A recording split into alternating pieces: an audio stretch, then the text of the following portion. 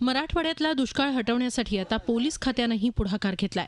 Community पोलिसिंगच्या माध्यमातून हिंगोली जिल्ह्यातलं सांडस गाव दत्तक घेऊन हरित ग्राम करण्याचा निर्धार नांदेड परिक्षेत्राचे विशेष पोलीस महानिरीक्षक चिरंजीव प्रसाद यांनी केलाय।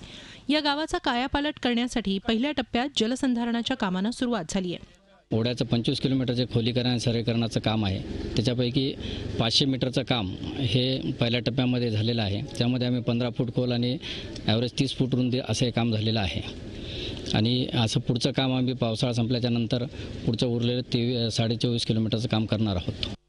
विशेष म्हणजे हे काम भूगर्भशास्त्र तज्ञांच्या सल्ल्याने केलं जात असून बंधाऱ्यात पाणी साठवून राहण्यासाठी तांत्रिकदृष्ट्या मजबूत काम केलं जात आहे।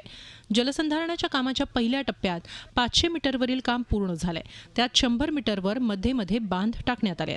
आमचं गाव हरित ग्राम योजनेमध्ये आयजी साहेबांनी घेतलेलं आहे, दत्तक घेतलेलं आहे। त्याच्यामधून आम्ही लोकसहभाग 3 लाख जमा केला। त्याच्या साहेबाच्या मदतीनं हे आमचा अर्धा किलोमीटर बंधारा झाला। त्याच्यात 4 गॅप दिले आहेत। आता ते एवढ्या गॅपमध्ये पाणी जर साचून राहिलं तर उन्हाळाभर आमचं पाणी कमी होणार नाही। या गावाला या बांधाऱ्यामुळे 24 किलोमीटरचं हे काम आम्ही हातामध्ये घेतलेलं आहे। आणि हे काम झाल्याच्या नंतर आमच्या शेतीचे बोर आणि गावामधला पाण्याचा मोठा प्रश्न याच्यामधून निपटणार आहे। आणि याच्यामधून भरपूर विकासाचे कामं देखील मोठ्या प्रमाणामध्ये होणार आहे। शेतकरी सक्षम होणार आहे। या गावामध्ये हरित क्रांती होईल, नव्यानं हरित क्रांती होईल अशी आम्हाला आशा आहे।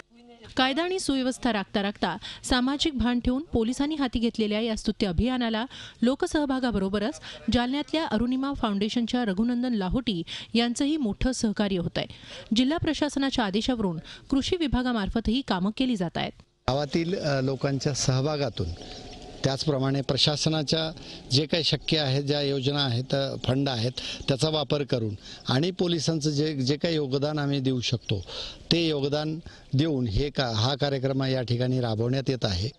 शासनाच्या अनेक योजनांचा फायदा घेऊन गावात सर्वच क्षेत्रात क्रांती घडवून आणण्यासाठी प्रयत्न होत आहेत। त्यासाठी पोलीस आणि गावकऱ्यांना शुभेच्छा। गजानन देशमुखसह bureau report, Zee media, Hingoli. Zee 24 तास रहा एक पाऊल पुढे।